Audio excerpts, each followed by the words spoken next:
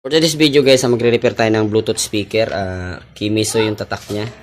Sira yung charging pin guys, ayan. So, paano bang diskarte niya na hindi na tayo magpapalit nito. Magtatap lang tayo ng wire. So, tara guys, umpisa na natin.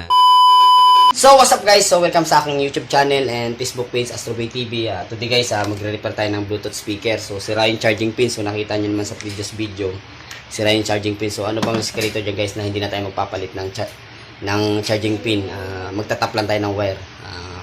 Kailangan na natin ng connector. So guys, so unang-una, shoutout nga pala guys kay Jundi Pabias, sa may-ari nito guys. Yan, Bluetooth speaker. So shoutout ko daw siya kasi sabi ko hindi ko kaya talagang i-repair yung yung charging pin, pero kaya kong mag-tap ng wire diyan na yung positive negative. Ano pala guys, reminder pala, DC volts. So hindi tayo pwedeng magbaliktad ng supply dito kasi masisira yung IC. So tara guys, samahan niyo ako kung paano ko diskartehan to, paano ako magtatap ng wire. Hindi tayo magtatagal ng charging pin. So umpisa na natin. Intro muna tayo. Let's go!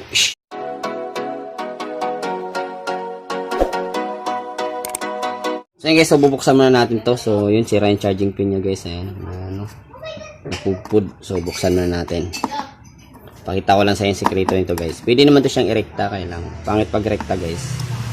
Pwede naman yun, kaya lang ang pangit lang doon. Hindi natin malalaman kung nagcha-charge siya kasi wala siyang indicator. Ito, lalabas yung indicator nito. So yan, nakita natin, ayan. So yun, sira talaga, napudpud yung charging pin niya. So ganito yung charger niya guys, USB. Ayan. So ito guys, turo ko lang sa yung sekreto. Ito yung dalawang sekreto nito guys. Ayan. Zoom natin para makita niya. Ayan. Dito tayo maglalagay ng wire. Ayan, meron na siyang 5 volts ground. So itong 5 volts guys, yan yung positive. Yung ground yun po yung negative. So hindi tayo mahirapan. Kasi dito tayo maghinang. Mahirap, maliliit yung wire. Ayan. So pwede naman dapat dito, kaya lang wala tayong yung pang electronics na panghinang. So gagawin natin dito guys. Dito tayo magtatap. Tap tayo dito ng wire, positive, tapos negative. So kuha muna tayo ng cord. So ayan, kuha tayo ng cord din panghinang. Tap tayo ng wire dyan. So tara, kuha muna tayo. Let's go. So guys, ito yung gagamitin natin cord. So ano na siya guys, nakadikit na siya dito. Hindi na siya yung tawag niyan, sa salpak mo, nakapix na siya. So putulin mo natin guys. Ito yung gagamitin natin cord guys. So hanapin lang natin yung positive negative. Madali lang naman tandaan to. Putulin mo natin dito. Then balatan natin to guys. Yan. So nakikita nyo guys, dalawang kulay. Itong red guys, automatic na yan, positive to red. Balatan natin. So naputol. Yan. Putulin natin dito. Yan, sobra naman.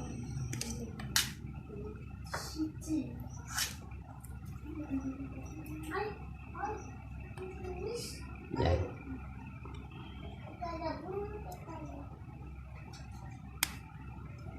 So, ayusin na natin ito guys. Ito naman.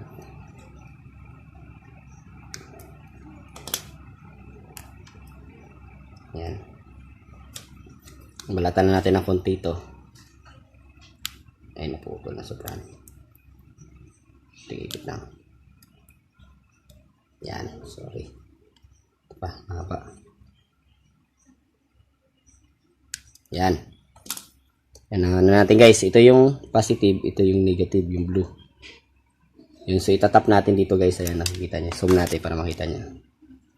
Yan, so ito yung red, ito yung ilalagay natin dito sa positive sa 5 volts. Tapos itong blue, ito yung sa ground.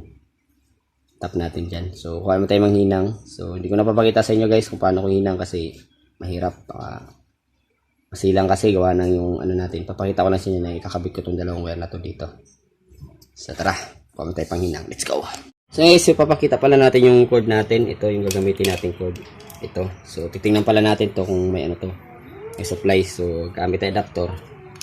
Saksak natin to sa 20 volts. Yan, sasasak ko guys.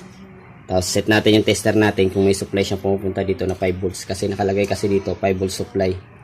Ayan. So yan, 5 volts supply DC. Ayan. So tingnan natin kung may 5 volts tong kanyang connector na to. So set lang natin yung natin tester natin sa DC. Ayan, naka DC volts po tayo. Ayan, pakita natin sa inyo.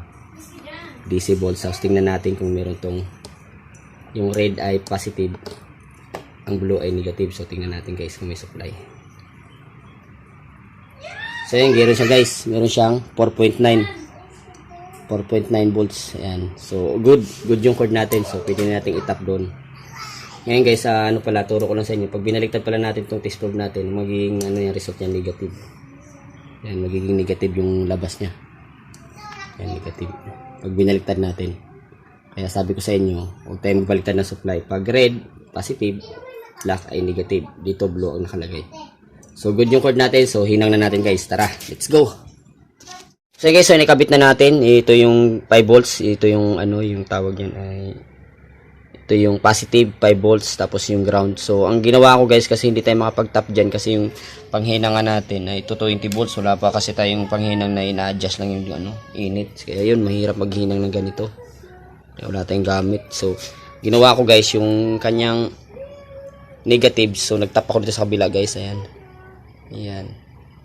So, okay na yan guys. So, nagcha-charge na yan. So, papakita ko sa inyo guys. So, salpak ko lang tong USB cord guys. So, ayan. Pakita natin. Salpak natin dito sa may ano, connector. Ayan.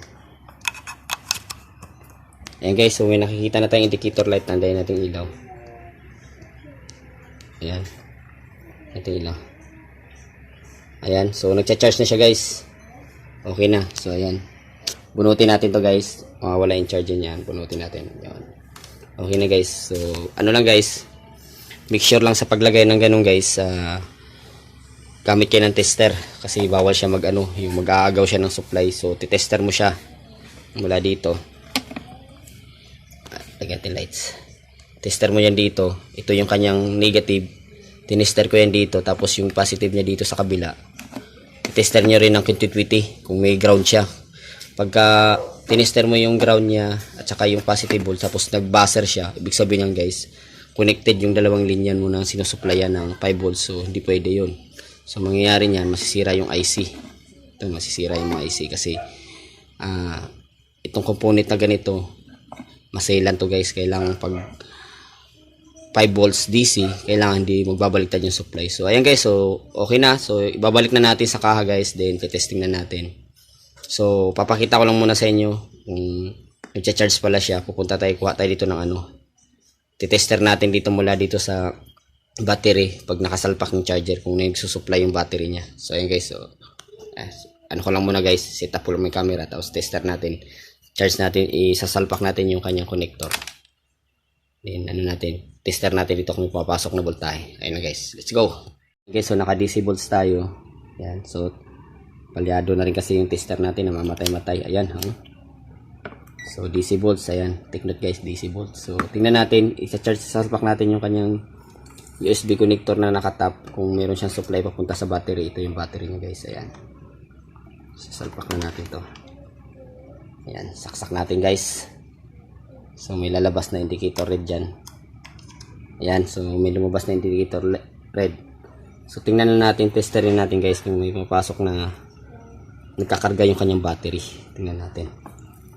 Pag nagkarga guys, ibig sabihin good na yung ginawa natin. So, nakikita nyo guys, may indicator light. Ibig sabihin nagcha-charge. So, punta na tayo sa battery. Yung battery niya ay dalawa. Ito negative. So, malalaman naman natin yan kung may supply. Kailangan maano yung battery natin. Ayan. So, text natin dito kung may supply.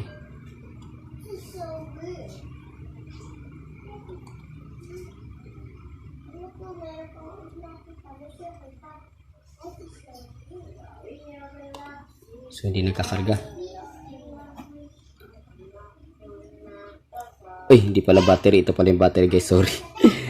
Baliw ang guta. Ito pala yung battery. Sorry. Tao lang. Ito yung sa battery niya.